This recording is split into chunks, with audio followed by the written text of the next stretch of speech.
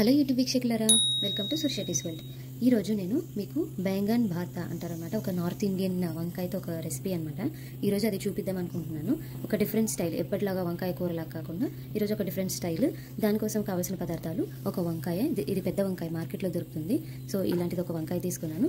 చిన్నవి 4 టమాటాలు తీసుకున్నాను, పెద్దవైతే 3 సరిపోతాయి. అండ్ ఒక 3 పచ్చిమిర్చి, కొన్ని వెల్లుల్లి రెబ్బలు పొట్టు తీసినవి తీసుకోవాలి. అలాగే ఒక పెద్ద ఉల్లిపాయ తరుగు, దీన్ని చిన్న చిన్నగా కట్ చేసుకోవాలన్నమాట.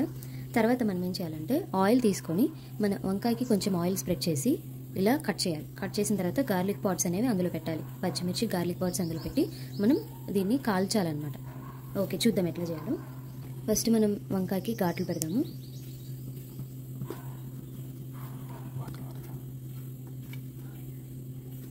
సో ఇట్లా చీల్చాలన్నమాట. చీల్చి మనం ఇందులో గార్లిక్ పాట్స్ అవి పెట్టడానికి స్పేస్ లాగా చేయాలి. ఒకసారి ఎప్పుడైనా కూడా వంకాయ కట్ చేసినప్పుడు లోపల చెక్ చేసుకోండి, నీట్గా ఉందా, పురుగులు ఉన్నాయా అని. బికాస్ బయటికి చూస్తే బాగానే ఉంటాయి కానీ వంకాయలు లోపలకు ఒకసారి పురుగులు ఉంటాయి. సో చూడండి, నీట్గా ఉంది ఇది. ఓకే, మనం వంకాయకి ఘాట్లు పెట్టేసాము. ఇప్పుడు మనం దీనికి ఆయిల్ స్ప్రెడ్ చేద్దాం. కొంచెం ఆయిల్ తీసుకున్నాను బ్రష్కి, దీనికి స్ప్రెడ్ చేద్దాం. ఇలా స్ప్రెడ్ చేసిన దానికి మనం ఇప్పుడు గార్లిక్ పాట్స్ తీసుకున్నాం కదా, అవి దీంట్లో ఇలా మనం పెట్టిన ఘాట్లలో ఈ గార్లిక్ పాట్స్ అనేవి లోపలికి పెట్టాలన్నమాట.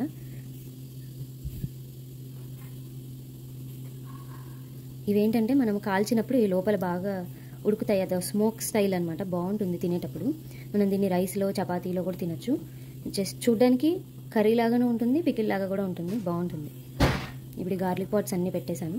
నెక్స్ట్ మనము తీసుకున్న చిన్న మిర్చి కూడా దీంట్లో పెడదాం. సో ఇట్లా మనం తీసుకున్న మిర్చి కూడా లోపల స్టఫ్ చేసేయాలి, ఈ గార్లిక్ పాట్స్.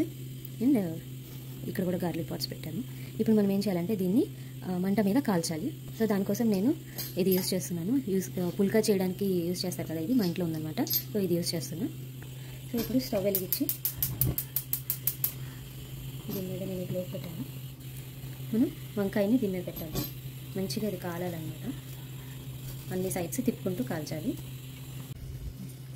చూడండి ఫ్రెండ్స్, మనము కాల్చినప్పుడు ఇలా పొట్టంతా వచ్చేయాలన్నమాట. సో అంతవరకు లోపలంతా ఉడికిపోతుంది. చూడండి మనకి ఎంత చక్కగా కనిపిస్తుందో వంకాయ ఉడికినట్టు. ఇలా వంకాయ ఉడుకుతుంది, లోపల మనం పెట్టిన గార్లిక్ పాట్స్ ఇంకా పచ్చిమిర్చి కూడా మంచిగా ఉడుకుతాయి అన్నమాట. ఇది ఇక్కడ చూడండి.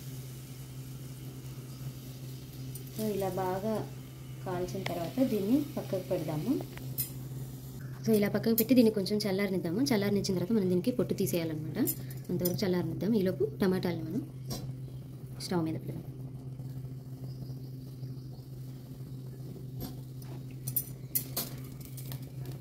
టమాటాలు కూడా అన్ని సైడ్స్ చక్కగా కాలాలి.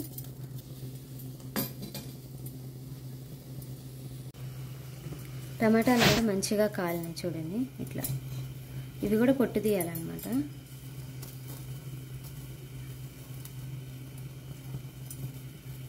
సో ఇవి కూడా పక్కకు పెట్టేద్దాం. స్టవ్ ఆఫ్ చేసేస్తున్నాను.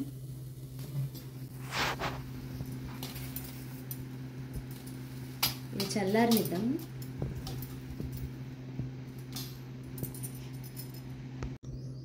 సో ఫ్రెండ్స్, వంకాయ చల్లగా అయింది. చల్లగా అవ్వలేదు కానీ గోరువెచ్చగా అయింది.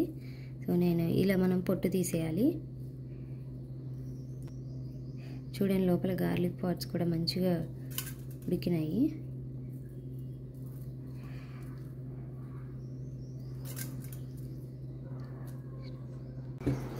సో ఫ్రెండ్స్, వంకాయని ఇట్లా నీట్గా పొట్టు తీసేసాను.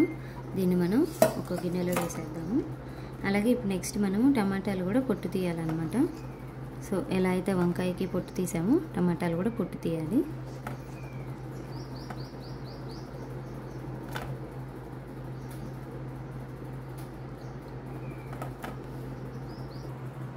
సో ఇలా అన్నీ పొట్టు తీసేసిన తర్వాత మనం దీన్ని మ్యాష్ చేయాలన్నమాట. మెత్తగా మ్యాష్ చేద్దాము. అసలు చూడండి ఎంత బాగుందో, ఇట్లా అంటుంటే అన్నీ చక్కగా మెత్తగా అయిపోతున్నాయి. సో ఫ్రెండ్స్, మనం ఇట్లా నీట్గా మ్యాష్ చేసుకోవాలి.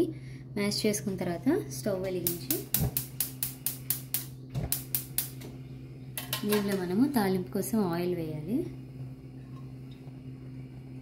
నేను ఒక 1.5 స్పూన్ ఆయిల్ వేస్తున్నాను.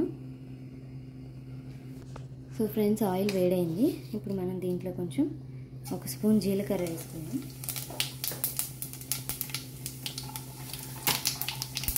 జీలకర్ర వేసిన తర్వాత చేసి పెట్టుకున్నాం కదా ఒక ఉల్లిపాయ, ఆ ఉల్లిపాయ తరిగి వేసేద్దాం.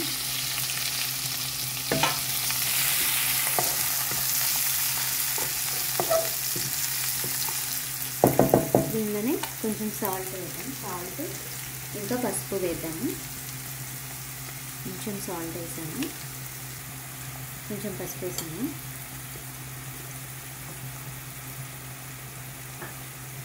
ఉల్లిపాయలని కలిపి కొంచెం సేపు మూత పెడదాము. మెత్తగా ఉడికిన తర్వాత మనం ఈ వంకాయ మనం మ్యాష్ చేసిన మిక్చర్ ఉంది కదా, అది ఇందులో వేసి ఉప్పు, కారం, ధనియాల పొడి వేసుకోవడం. అంతే, ఎంతో రుచికరమైన బైంగన్ భారత రెడీ అయిపోతుంది.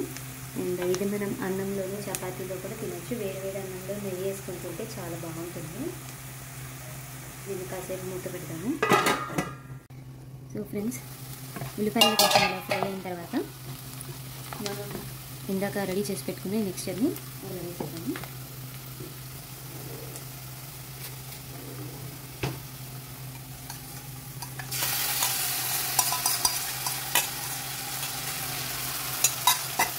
బాగా కలపాలి.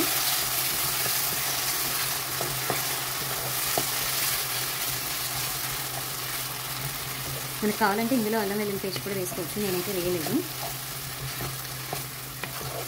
ఇలా మంచి ఒక టెక్స్చర్ వచ్చిన తర్వాత దీనిలో మనం ఉప్పు, కారం, ఇంకా ధనియాల పొడి వేయాలి. కారం, ఉప్పు ఎప్పుడైనా కూడా మన టేస్ట్కి సరిపడా వేయాలి. వీడియోలో ఎవరైనా 1 స్పూన్ అని చెప్తే మనం 1 స్పూనే వేస్తే అది ఒక్కొక్కసారి సరిపోకపోవచ్చు. ఎందుకంటే వాడే కారాన్ని బట్టి కూడా టేస్ట్ అనేది మారుతుంది. కాబట్టి మీకు రుచికి సరిపడినంత ఉప్పు, కారం అనేది ఎప్పుడు ఏ వంట చేసినా కూడా వేసుకోండి ఫ్రెండ్స్. ఇది ఒక మంచి టిప్పు మనకి. ఇప్పుడు దీంట్లో నేను ఒక 1.5 స్పూన్ కారం వేస్తున్నాను. సాల్ట్ ఇందాక కొంచెం వేసాం కాబట్టి ఒక 1 స్పూన్ మాత్రమే సాల్ట్ వేస్తున్నాను. అండ్ 1 స్పూన్ ధనియాల పొడి. దీన్ని కలపడం.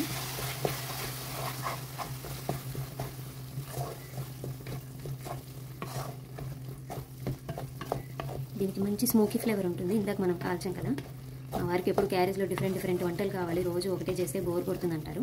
అందుకే ఇలా ఒకటి డిఫరెంట్గా ట్రై చేశాను. దీన్ని మనం కొంచెం సేపు ఉడకనిద్దాము. చూద్దాము ఎలా ఉందో. చూడండి, ఆయిల్ అంతా ఎట్లా వచ్చిందో సైడ్స్. సో ఇట్లా వచ్చిందంటే మన బైంగన్ భారత రెడీ అయిపోయినట్టే. మీకు ఇలా కావాలంటే ఇలా తినేయచ్చు, లేదంటే కొంచెం వాటర్ పోసుకొని ఇంకొంచెం ఉడికించుకొని దాని కన్సిస్టెన్సీ కొంచెం లూజ్గా కన్సిస్టెన్సీ చేసుకొని తినాలంటే అలా చేయొచ్చు. ఇలా కూడా తినచ్చు. ఇది చాలా టేస్టీ అండ్ హెల్తీ.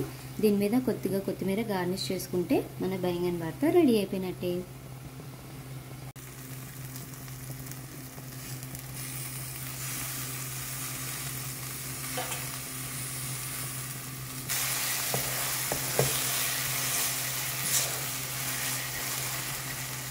ఎంతో రుచికరమైన బైంగన్ భారత రెడీ అయిపోయింది. మీరు కూడా ట్రై చేయండి. ఎలా వచ్చిందో మా కామెంట్స్లో తెలియచేయండి. ఇంకా మరిన్ని వీడియోస్ కోసం సూరిశెట్టిస్ వరల్డ్ అనే ఛానల్కి సబ్స్క్రైబ్ చేసుకోండి. మీ ఫ్రెండ్స్కి షేర్ చేయండి. Thank you for watching. Bye.